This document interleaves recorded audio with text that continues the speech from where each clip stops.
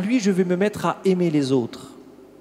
Et Jésus est en train de créer, lorsque Jésus donne sa vie, il crée, là pour le coup ça peut se dire, il crée un écosystème, un milieu d'amour.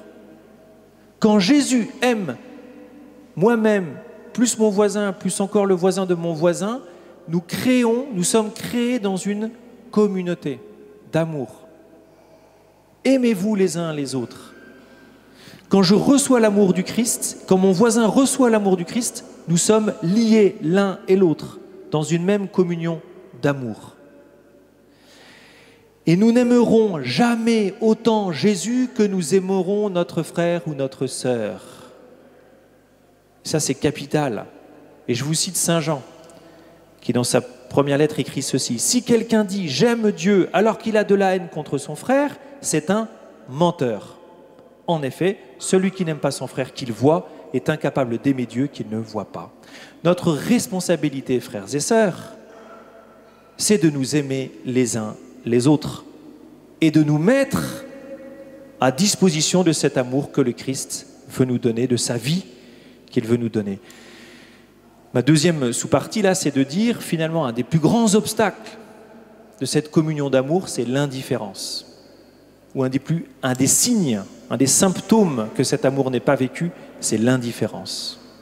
L'indifférence, c'est rester aveugle devant le besoin de l'autre. C'est rester, on va dire, insensible devant la souffrance de l'autre. Et puis, ma troisième sous-partie, c'est de vous dire ceci, ce « vous » de « je vous ai aimé » et « aimez-vous les uns les autres », ça désigne l'Église. Et ça, c'est très important. Vous sentez bien, quand je vous dis que Jésus vous donne sa vie, que vous n'êtes pas toujours à la hauteur. Vous sentez bien que vous pouvez trahir ce don. Eh bien, Jésus vous dit, celle qui reçoit pleinement ma vie, c'est l'Église. Et donc, ne vous inquiétez pas si vous n'y arrivez pas, parce qu'au-dessus de vous, il y a l'Église qui reçoit parfaitement ma vie donnée. Et cela signifie, frères et sœurs, que je ne reçois jamais autant l'amour du Christ que lorsque je suis en communion dans l'Église. Et cela se réalise dans l'Eucharistie que nous vivons, parce que la communauté qu'est l'Église, parce qu'elle est communauté d'amour, reçoit Jésus hostie, et je ne reçois Jésus hostie, moi personnellement, qu'au sein de cette communauté, que membre de cette communauté qu'est l'Église, que vivant au sein de cette communauté d'amour, que vivant ce commandement de Jésus, aimer celui ou celle qui est à côté de moi. Est-ce que vous m'avez compris? Non. Waouh! Quand Jésus se donne à la messe, avant de se donner à vous, il se donne à l'Église. En fait. Et vous pouvez recevoir Jésus dans votre cœur, enfin sur vos mains, le manger, le recevoir dans votre cœur, qu'à la condition que vous vous sentiez dans l'Église. Qu'à la condition que vous vous aimiez les uns les autres. Comprenez ça? C'est pour ça que si, par exemple, tout de suite, là, maintenant, vous avez de la haine contre un membre de cette assistance, ne venez pas communier. Vous ne pouvez pas venir communier. Vous devez demander d'abord au Seigneur la grâce, le choix dont j'ai parlé, d'aimer celui qui est à côté de vous ou celui en qui vous avez de la haine.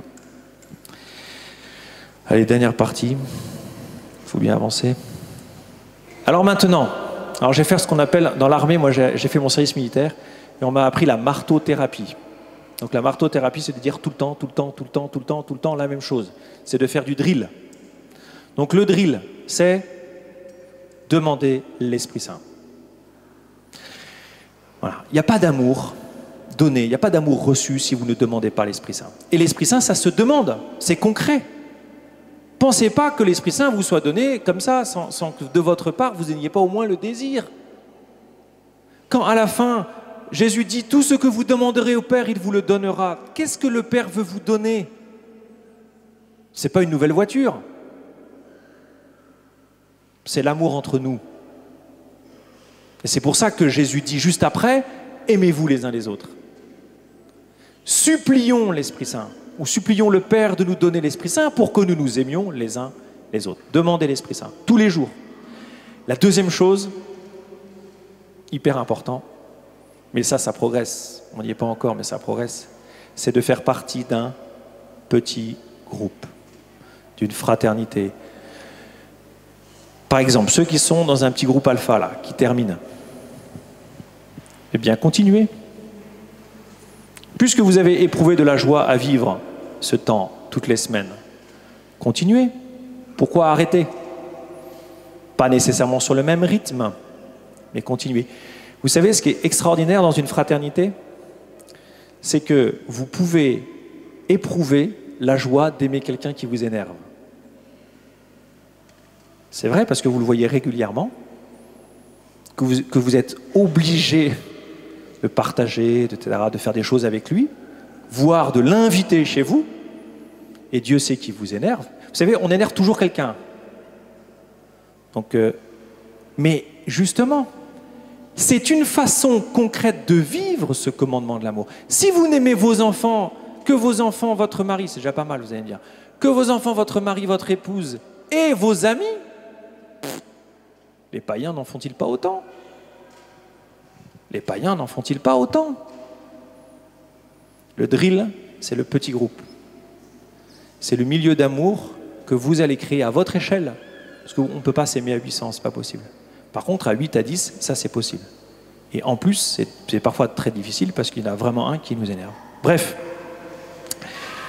Et puis enfin, troisième point de la troisième partie, c'est de refaire un choix. Demander l'Esprit Saint, faire partie d'un petit groupe et refaire le choix d'aimer quelqu'un. Il y a peut-être une personne là, où vous vous dites en m'écoutant, il y a une personne que je n'aime pas, que je n'aime plus. Ça peut être votre conjoint, où vous avez le sentiment de vous être éloigné de lui. Ça peut être un très bon ami, qui fut un très bon ami. Ça peut être le Seigneur, parce que vous avez pu être déçu dans votre vie. Ça peut être votre papa, votre maman, un enfant. Ça peut être votre curé. Après tout. L'enjeu, frères et sœurs, c'est de faire un choix. De faire un choix. Le choix est le don. Pour donner sa vie, il faut avoir choisi. Alors je vous invite, aujourd'hui, là, dans le secret de vos cœurs, ceux qui veulent, on peut fermer les yeux. Et puis, on va faire une prière intérieure qui nous regarde, que nous allons faire devant Dieu, et nous allons choisir ou rechoisir une personne à aimer. Encore une fois, ça peut être quelqu'un de très proche, ça peut être aussi quelqu'un de très éloigné, qu'importe. Jésus nous a dit, aimez-vous les uns les autres. À la fin de cette messe, il vous sera proposé, pour ceux qui le souhaitent, un temps de prière des frères, pour ceux qui voudraient que l'on prie pour eux, peut-être pour cette intention. Voilà, ils se tiendront comme d'habitude sur ma droite. Donc à la fin de l'Eucharistie, vous pourrez demander la prière et des frères prieront pour vous, voilà, et pourront demander l'Esprit Saint avec vous et pour vous. Peut-être pour cette intention, mais aussi, peut-être aussi pour d'autres intentions. Seigneur Jésus, nous te supplions de nous donner ton esprit d'amour, celui qui nous permettra de vivre ce commandement, de nous aimer les uns les autres. Seigneur Jésus, ce matin, dans le secret de mon cœur, je choisis, je rechoisis cette personne,